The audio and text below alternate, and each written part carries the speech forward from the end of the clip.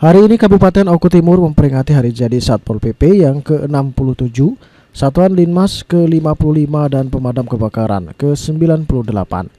Peringatan hari jadi yang digelar di pusat perkantoran Pemkab Oku Timur tersebut dibuka secara langsung oleh Bupati Oku Timur HM Khalid MD. Dalam peringatan ini, anggota Satpol PP Kabupaten Oku Timur juga menunjukkan berbagai atraksi yang dilakukan oleh staf binaan Satpol PP.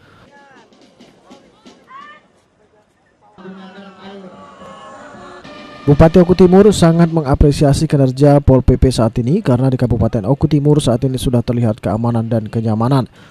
Melalui kebijakan daerah yang tertuang di Perda, ke depan Satpol PP akan terus meningkatkan kinerja dalam mengawal perda yang ada. Bupati HM Khalid MD juga menghimbau agar masyarakat Kabupaten Oku Timur yang masyarakatnya beraneka ragam tetap menjaga situasi yang kondusif serta keamanan di Kabupaten Sebidu sehaluan ini. Humanis. Jadi tugas utama Pol PP adalah mengamankan kebijakan daerah yang tertuang dalam peraturan daerah. Maka dalam pendidikannya adalah tidak langsung ujuk-ujuk bertindak, tetapi ada penyuluhan lebih terlebih dahulu. Kemudian kalau istilahnya disebut sosialisasi. Kemudian ada peringatan 1, 2, 3. Baru tindakan yang sewajarnya.